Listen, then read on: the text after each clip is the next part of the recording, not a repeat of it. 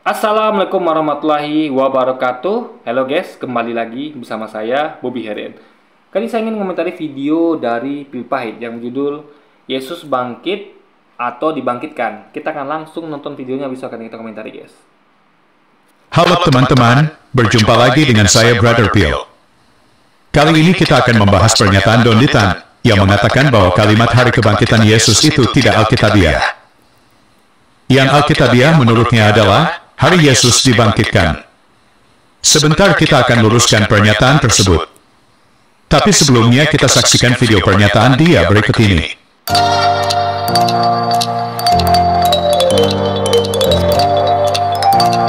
Saya mau komentar dulu gini guys ya. Yesus pernah mengatakan bahwa aku tidak dapat berbuat apa-apa dari diriku sendiri. Ya, kalau Anda baca Alkitab, Anda akan temukan kata-kata beliau, Yesus itu ngomong bahwa sesungguhnya aku tidak dapat berbuat apa-apa dari diriku sendiri. Artinya dia adalah nggak mampu kalau nggak ada yang bantu, gitu loh guys. Oke, kalau coba Anda bayangkan, ada orang ngomong ya, misal saya berkata bahwa sesungguhnya aku tidak dapat berbuat apa-apa dari diriku sendiri. Artinya saya ada yang bantu, gitu loh. Kalau saya udah ngomong gitu, berarti saya ada yang bantu. Tapi kalau saya bilang gini, saya bisa melakukan segalanya sendiri, berarti nggak ada yang bantu. Jadi, ada yang bedakan dua kalimat ini antara saya tidak dapat berbuat apa-apa dari diri saya sendiri dengan saya bisa sendiri semuanya. Yang pertama yang tadi itu adalah kita ada yang bantu. Yang kedua kita tidak ada yang bantu. Itu yang harus kita pahami. Pertama gitu kan. Kalau bilang tadi ya, Ustaz Kenama bilang ya, bukan nama Isa Masih atau Yesus Kristus yang bermasalah, tetapi kata kerjanya, wafat, kelahiran, dan kebangkitan itu ya, yang buat kita memang tidak seiman gitu kan. Kalau saya bilang gini, kalau hari raya wafat Yesus Kristus, itu mungkin masih, menurut mereka masih oke. Itu alkitabiah kan. Kalau hari raya kebangkitan Yesus Kristus, itu kalau menurut saya, nggak alkitabiah. Yang alkitabiah itu hari Yesus dibangkitkan. Betul nggak? Iya, kok tawa? Iya. Jadi berarti bilangnya apa? Yesus bangkit sendiri atau dibangkitkan? Dibangkitkan. Ya berarti kan hari Yesus dibangkitkan dong. Jangan hari kebangkitan Yesus. Kalau hari kebangkitan Yesus kan berarti Yesus bangkit sendiri. Ini kan Yesus dibangkitkan, Yesus dibangkitkan. Apa kita buka? Buka. Berarti ini katanya. Nah. Oh. Ya. Allah nenek moyang kita telah apa? Membangkitkan Yesus. Berarti Yesus bangkit sendiri atau Yesus dibangkitkan? Dibangkitkan. Nah, Kalau Allah nenek moyang kita telah membangkitkan Yesus, artinya Yesus adalah dibangkitkan oleh, kalau kita balik nih, berarti Yesus dibangkitkan oleh Allah nenek moyang. Berarti Yesus tuh bukan bangkit sendiri, dibangkitkan. Yang bangkitkan siapa? Itu Allah nenek moyang, gitu guys. Itu logika pikirnya. sendiri kan Yesus dibangkitkan. Dibangkitkan. Nah, berarti kan cocok kalau hari kebangkitan Yesus ya. Berarti itu kan hari Yesus dibangkitkan. Hari Yesus dibangkitkan. Maksudnya gitu. Ya. Kalau hari kebangkitan Yesus tuh kurang alkitabiah. Tuh, dengerin tuh. Ya. Oke teman-teman, kita sudah saksikan bersama pernyataan Don Litan. Menurut dia yang seharusnya ditulis adalah hari Yesus dibangkitkan. Berdasarkan pada ayat Kisah Para Rasul 5 ayat 30. Yang berbunyi, Allah nenek moyang kita telah membangkitkan Yesus, yang kamu gantungkan pada kayu salib dan kamu bunuh. Jadi kita balikkan adalah Yesus dibangkitkan oleh Allah nenek moyang kita. Selesai. Jadi ada yang bangkitkan, ada yang dibangkitkan. Itu logika pikirnya guys. Salib dan kamu bunuh. Pernyataan dalam ayat ini tidak bertentangan dengan pernyataan hari Yesus bangkit. Karena jika kita baca dalam Yohanes 11 ayat 25, jawab Yesus, akulah kebangkitan dan hidup. Barang siapa percaya kepadaku, ia akan hidup walaupun ia sudah mati. Jadi begini ya, apa ya namanya ya, kan kita ngomong bahwa nanti orang salah tafsir. Dia kira kan selama ini kan ditafsirkan bahwa Yesus bangkit sendiri. Itu masalahnya. Jadi kata kebangkitan itu ditafsirkan sebagai Yesus bangkit sendiri.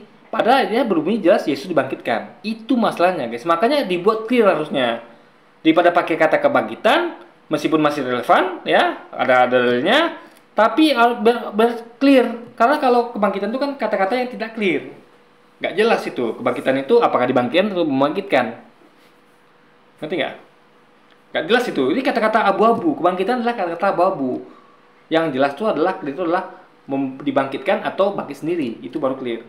Nah, karena dogma Kristen mengatakan bahwa Yesus itu bangkit sendiri, Makanya harus dikelirkan. Berarti kan antara dogma dengan ayat yang tadi itu berbeda. Yesus dibangkitkan, kok dogmanya mengatakan bangkit sendiri.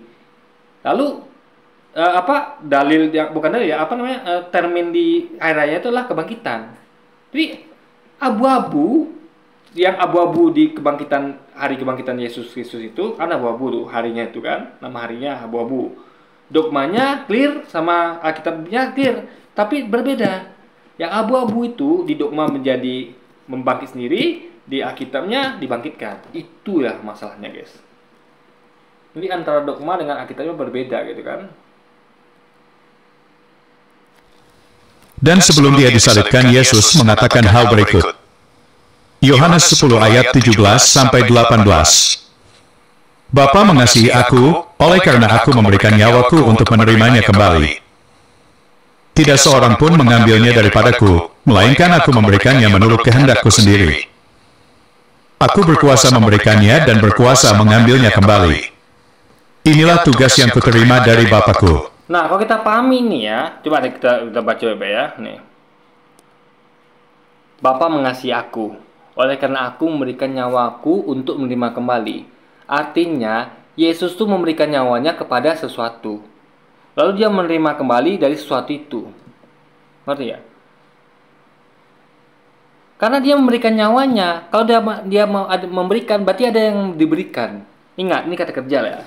Memberikan nyawa, berarti ada yang menerima nyawa. Artinya orang yang sesuatu yang diberikan nyawa Yesus. Lalu dia menerima nyawanya kembali, berarti ada orang yang memberi nyawa Yesus kembali. Paham ya? Nah, lalu tidak seorang pun mengambilnya daripada aku, melainkan aku memberikannya menurut kehendakku sendiri. Artinya, gak ada yang bisa Yesus dikasih keistimewaan untuk dia itu kan itu kan dipaksa dia tuh untuk disalib. Jadi sebenarnya Yesus yang mengatakan bahwa tidak ada yang bisa menyalibku gitu loh. Karena aku tidak berkehendak disalib. Aku akan memberikan. Jadi dia tuh kena ini ya logikanya. Kenapa kok dia masih tahan Tuhan di langit ya, ditahan Tuhan ya untuk nanti datang kembali untuk menjelaskan semuanya bahwa dia itu tidak pernah disalib. Dia akan, dan hadis dikatakan bahwa dia akan bunuh babi dan matikan salib. Itu adalah kehendak dia. Dia nggak mau matikan salib, maka dia mengatakan begitu. Aku memberikannya menurut kehendak aku sendiri. Jadi kalau Anda mau dia nggak akan berhasil, karena dia tidak berkehendak itu. Tidak akan diberikan dia itu. Karena kehendaknya adalah dia nanti matinya gitu. Itu maksudnya, guys, ya. Jadi kalau dia memberikan nyawa, otomatis nanti dia akan menerima kembali. Ngerti nggak maksudnya? Ya. Jadi ini bukan termin mengatakan bahwa itu mati, enggak. Ketika saya ngomong bahwa Bapa mengasihi aku, ini karena Bapak saya mengasihi saya, misalnya. Jadi sama kayak ngomong kayak gini ya, karena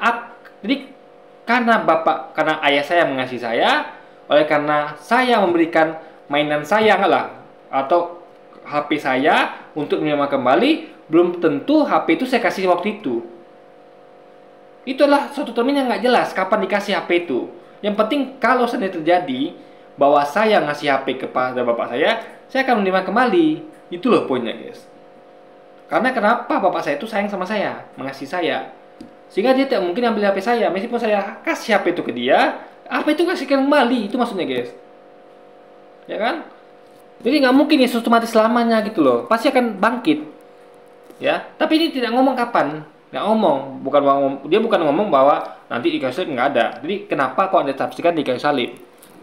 Dia sedang ngomong hal simple. Sama kayak saya ngomong bahwa karena bapak saya ngasih saya memberikan HP saya, nanti saya akan terima kembali, gitu loh. Hanya ngomong gitu, nggak ada waktunya kapan, nggak ada, gitu loh, guys. Nah, tidak seorang pun mengambilnya daripadaku, atau angkatlah HP tadi, ya. Melainkan aku memberikannya sendiri. Aku tidak akan memberikan HP ini, nggak bakal memberikan HP ini. Walaupun ada coba rampas itu kan, nggak bisa Anda. Sama kayak orang bunuh Yesus itu nggak bisa. Kehendak dia adalah dia tuh nanti waktunya gitu loh. Ini memberikan gambaran bahwa itu kejadiannya tuh pastilah di luar periode penyaliban, gitu loh. Ngerti ya logika pikirnya ya? Jadi aku berkuasa memberikannya dan mengambil kembali karena tadi itu. Karena apa namanya? Karena Bapak ngasih dia sehingga dia punya permintaannya tuh kehendak dia tuh dikabulkan sama Tuhannya gitu loh. Ngerti nggak? Bukankah kita tuh berdoa tuh kita punya kehendak, Tuhan kabulkanlah doaku, aku mau begitu. Kalau Tuhan mengabulkan ya kehendak kita tuh akan terjadi gitu loh. Jadi bukan berarti kehendak Yesus adalah kehendak Tuhan, beda guys. Itu harus dipahami gitu kan. Inilah tugas yang kuterima dari Bapakku. Makanya itulah tugas yang terima dari Bapakku. Berarti ada yang menerima tugas, ada yang memberikan tugas. Ada yang diberikan tugas, ada yang memberikan tugas. Beda. Ada dua oknum di sini. Gitu loh. Ya kan? Ada yang memberikan nyawa, ada yang menerima nyawa, ada yang mengambil ada yang mengembalikan nyawa, ada yang dikembalikan nyawa itu padanya, gitu loh, guys. Inilah tugas yang kuterima dari Bapakku. Teman-teman lihat, Yesus berkuasa mengambil nyawanya kembali. Dari sini kita bisa lihat bahwa Yesus memiliki... Yesus tidak berkuasa mengambil nyawa sendiri. Ya, ingat, nggak berkuasa dia. Ya, ingat, ya. Itu karena tugas terima dari Bapaknya dan itu kehendak Bapaknya. Ya, itu apa? Bukan kehendak Bapaknya. Tadi lebih tepat apa katanya? Itu adalah karena kasih Bapaknya gitu. Ya. Jadi gini loh, kayak gini ya. Saya berkuasa untuk memerintah orang di perusahaan bapak saya, berkuasa saya. Nah, apakah itu punya saya? Enggak, itu sebenarnya kuasa bapak saya pinjam. Karena perusahaan itu punya dia. Karena dia sayang sama kita boleh melakukan itu gitu loh. Karena ada yang memberi, ada yang menerima. Kan Yesus memberikan nyawanya. Bukan dia terus ibarat loh ya, kalau begini, saya punya mobil. Kalau mobil itu memang beneran punya saya, mutlak punya saya, atau HP tadi lah, saya ngasih ke siapa lagi? Punya saya kok. Ngerti nggak maksudnya? Itu punya saya kok. Ketika saya kasih orang lain, itu belum tentu punya saya. Ya. Misalnya, ibaratnya kalau Anda bilang titip juga nggak tepat. Misalnya Anda bilang itu kan titipan misalnya gitu kan. Nah, intinya adalah ada orang lain tempat kita memberikan itu. Artinya adalah hubungan antara dua oknum, gitu. Jadi yang berkuasa itu adalah yang mengembalikan itu kepada kita. Kalau dia nggak mau gimana? Ya, kalau dia nggak sayang sama kita gimana? Kalau Bapak nggak ngasih Yesus gimana? Dia tidak akan kembalikan nyawa Yesus. Itu poinnya. Jadi syarat Yesus nyawa dikembalikan, Bapaknya harus ngasih dia. Orang lain, oknum lain itu harus ngasih dia. Dan itu tugas terima dari Yesus dari Bapaknya. Kalau Bapak nggak mau ngasih tugas itu kepada dia gimana? Ya tidak akan kembali nyawa dia. Itu logika berikutnya guys. Jadi ada syarat untuk nyawa dia kembali. Yaitu pertama, dia harus mengemban tugas dari Bapaknya. Kedua, Bapaknya harus ngasih dia. Artinya itu bukan nyawa milik dia maksudnya guys. Karena ada syarat-syarat yang harus dipenuhi. Kalau gitu memang punya dia nggak punya syarat itu. Nggak punya. Itu punya dia gitu kok, ya kan? Logika berikutnya begitu guys. Dari sini kita bisa lihat bahwa Yesus memiliki kehidupan. Seperti yang Yesus katakan pada ayat berikut. Yohanes 5 ayat 26. Sebab sama seperti Bapa mempunyai hidup dalam dirinya sendiri, demikian juga diberikannya anak mempunyai hidup dalam dirinya sendiri. Ini ada dua oknum sini, yaitu Bapa yang mempunyai hidup dalam dirinya sendiri dan juga anak mempunyai hidup dalam dirinya sendiri, hidup masing-masing gitu. Jadi ada dua kehidupan di sini, bukan satu kehidupan, dua kehidupan. Dan tentu kita nggak bisa bilang itu sama. Karena Bapa dan anak itu beda. Ya, Bapa aja dibilang di surga, Yesus di bumi. Bapa atau Allah bukanlah manusia, juga bukanlah manusia, sementara Yesus anak adalah manusia, sekaligus manusia. Beda Bapa dan anak gitu. Hidup Bapa beda dengan hidup Yesus sendiri guys. Jadi orang yang mengatakan bahwa Yesus Bapa itu satu salah. Mereka adalah dua oknum yang punya hidup sendiri. Ya. Hidup Tuhan itu kekal, nggak pernah mati. Ya, hidup Yesus ada matinya. Ya, itu logika pikirnya guys. Dan yang anak mempunyai hidup dalam dirinya sendiri. Jadi Yesus mempunyai hidup dalam dirinya sendiri. Lalu bagaimana dengan kebangkitan? Kenapa Yesus dibangkitkan dan Yesus bangkit sendiri tidak bertentangan? Itu logikanya bertentangan. Orang yang dibangkitkan nggak mungkin dikatakan bangkit sendiri. Nggak mungkin.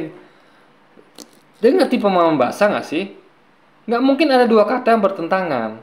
Kalau saya katakan bahwa dia dibangkitkan, orang yang mengatakan bahwa dia bangkit sendiri itu pasti ada dua hal yang kontradiksi. Itu fakta, guys. Itu pemahaman bahasa yang sederhana, yang simple.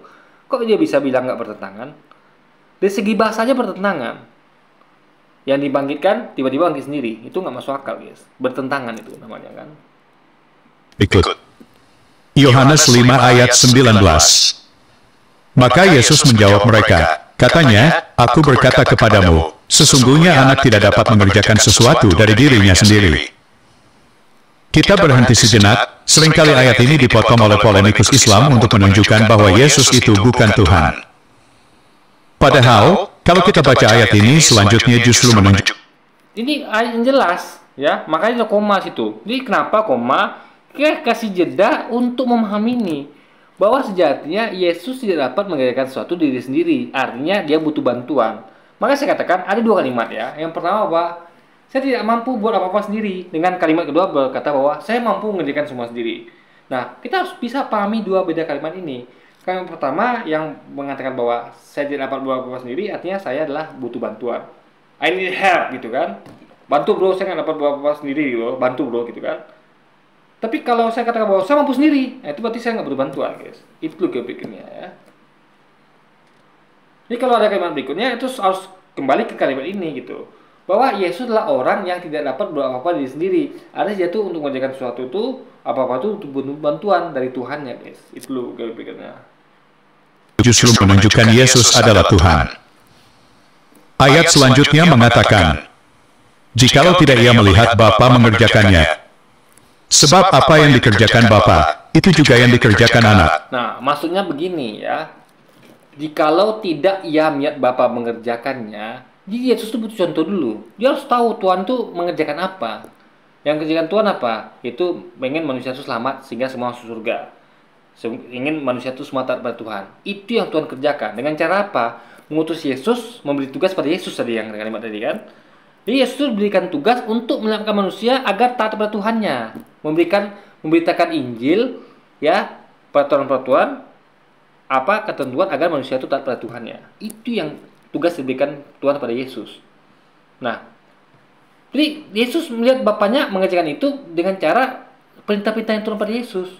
Ini loh beritakan Injil, ini si Injil. Yesus kan melihat Injil itu seperti apa. Maksudnya tuh dia tuh ketika dia memberitakan Injil kan berarti kan dia tuh secara nggak langsung dia tuh tahu isi Injil gitu, guys. Itu juga pikirnya kan. Nah, sehingga dia jadi dengan mengerjakan pekerjaan Bapa sama dengan jadi ketika dia terus sedang memberitakan Injil itu kan sama dengan mengerjakan pekerjaan Bapa.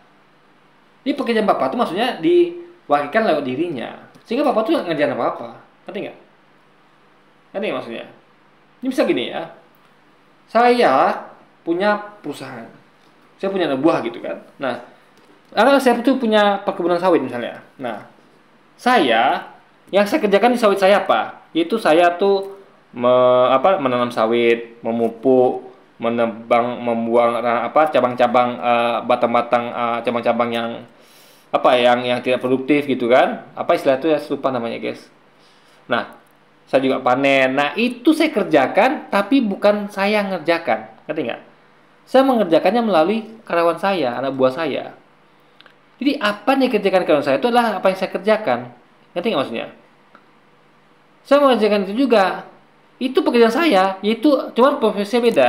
Saya sebut sebagai pemilik kebun sawit, mereka sebut sebagai pekerja kebun sawit. Itu kerja itu juga. Jadi saya tuh mengelola kebun sawit, mereka juga mengelola. Tapi saya mengelola dalam hal kompleks. Saya tinggal perintahkan mereka mengerjakan itu, mereka harus menerima perintah saya. Itu yang dimaksud Yesus itu. Jadi Bapa ini mengutus dia untuk mengerjakan semuanya. Bapa cukup diam dan nonton. Jadi itu juga pekerjaan Bapa. Bapa tuh kerjanya itu, tapi kerja dalam artian dalam artian perumpamaan.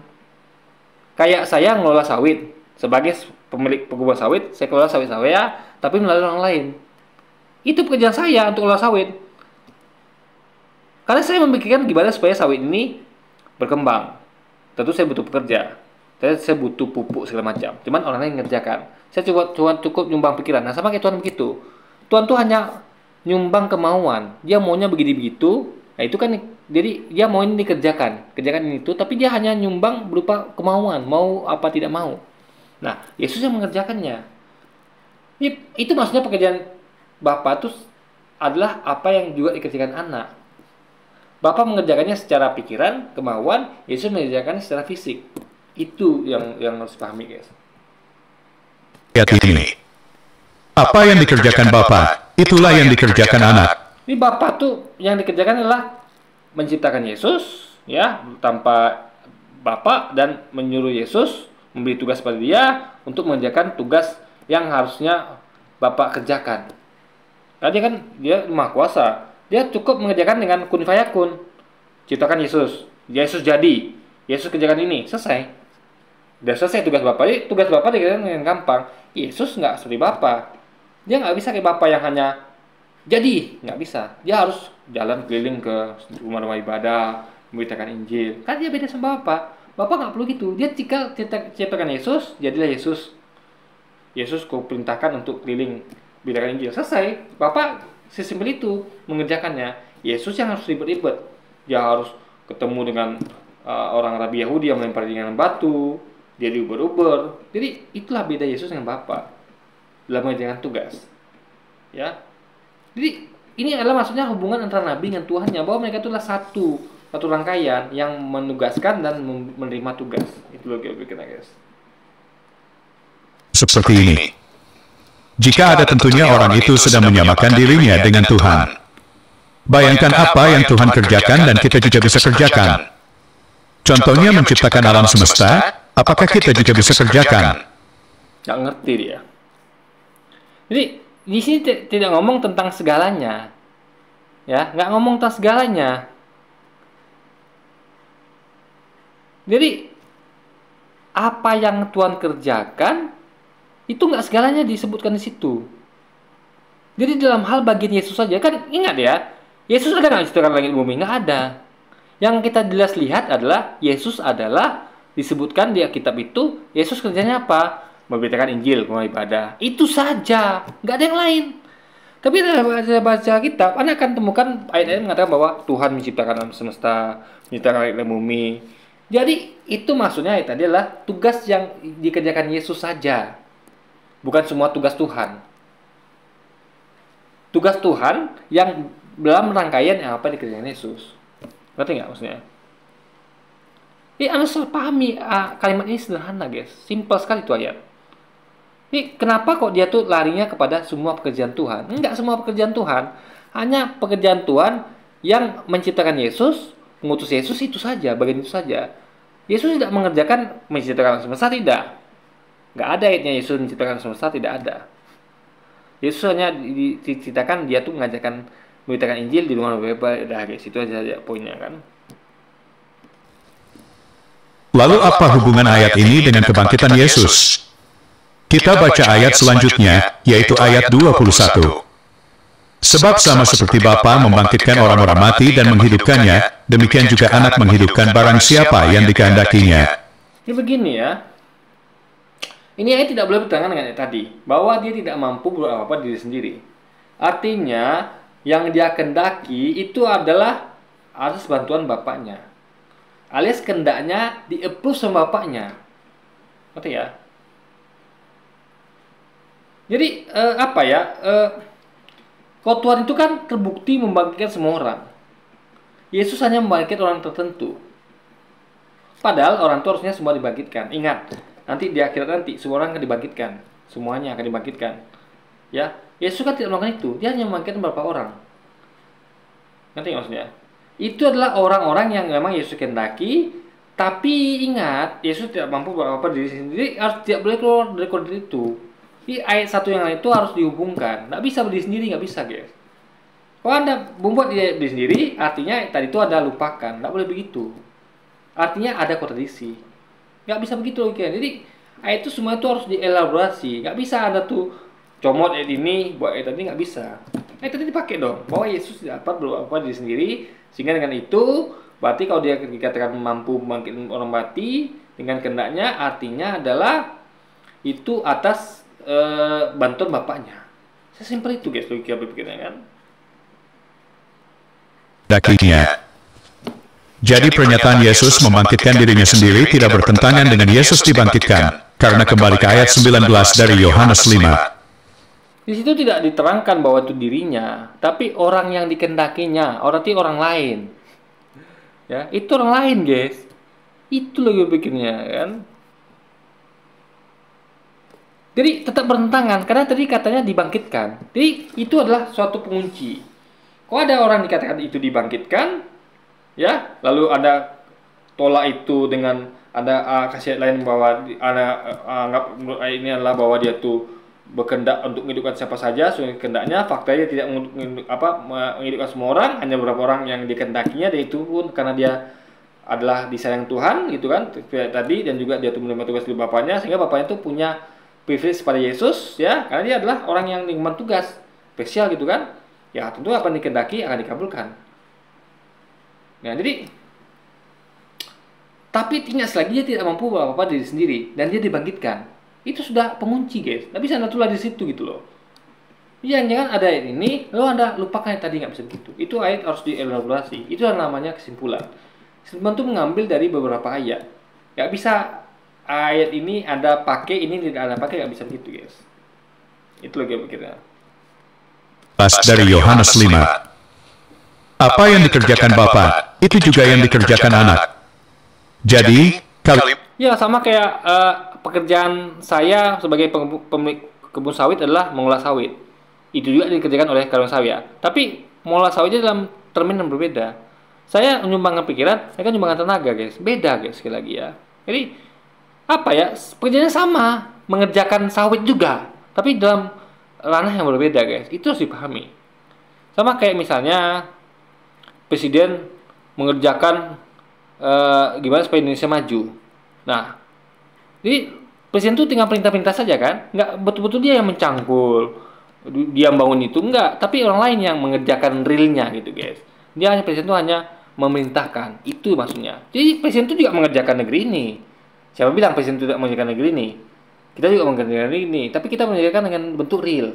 Saya mengerjakan negeri ini, misalnya saya adalah seorang kontraktor, memang pekerja kontraktor. Memang membangun jembatan. Jadi saya akan membangun jembatan. Saya akan akan aduk semen dan segala macam. Presiden tidak perlu, dia cukup perintahkan. Bikin jembatan ya, saya mau selesai dalam waktu 3 tahun. Dana sekian. Nah, gitu, guys. Sama-sama mengerjakan Indonesia, tapi dalam level yang berbeda. Sama dengan Tuhan yang Yesus. Tuhan Yesus sama-sama punya pekerjaan sama, tapi levelnya berbeda. Itu loh yang pikirnya, guys. Makanya Yesus itu utusan. Tuhan mengutus, berarti level beda. Yang satu level mengutus, satu level diutus, nggak sama. Levelnya beda, guys. Jangan samakan level itu gitu kan. Jadi meskipun sama-sama bekerja, tapi beda cara kerjanya, beda ranahnya gitu, ya kan? Kebangkitan Yesus dalam hari raya Kristen tidak ada salahnya. Itu adalah kalimat teologis untuk menunjukkan keilahian Yesus dan jadi yang sebenarnya nggak ada salah dengan kebangkitan, cuman orang salah persepsi. Nanti orang akan temakan dogma mengatakan itu bangkit sendiri, padahal akhirnya mengatakan bahwa dibangkitkan. Jadi supaya diperjelas saja, Anda mau pakai dogma atau pakai Alkitab? Karena antara dogma dengan Alkitab itu bertentangan, guys. Itu logika berikutnya. hal tersebut adalah Alkitabiah, seperti yang kita baca dari beberapa ayat tadi. Itu tidak Alkitabiah, ya, tidak, karena Alkitabiah itu adalah dibangkitkan.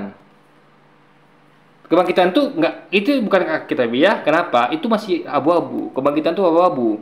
Enggak Alkitabiah, enggak oke juga, tapi juga enggak dogmania gitu. Tapi jelas itu abu-abu. Cuman masalahnya adalah dogma Anda tuh menarik apa itu kebangkitan itu menjadi suatu yang abu-abu, itu menjadi suatu yang dogma gitu. Yang bukan Alkitabiah, itu masalahnya, guys. Tarikan kepada dogma itu kuat. Gitu kan? Makanya dia suka katakan bahwa Yesus bangkit sendiri ya. Itu karena dogmanya terlalu kuat menarik yang abu-abu ini. Harusnya kan abu-abu ini tarik kepada Alkitabiah. Itu betul-betul apa yang disampaikan Ditan, bahwa kebangkitan ini tidak Alkitabiah, karena tarik ke dogma lebih kencang gitu. Ya, yaitu Yesus bangkit sendiri, bukan dibangkitkan sesuai dengan isi Alkitabnya, guys. Pada pernyataan Don Ditan, semoga menjadi berkat Terima kasih untuk dukungan teman-teman. Tuhan Yesus memberkati. Ini pengulangan lagi ya, perlu saya bahas ya. Oke, jadi mungkin sekian dulu aja video kita kali ini, dan sampai jumpa lagi di video-video selanjutnya. Wassalamualaikum warahmatullahi wabarakatuh guys.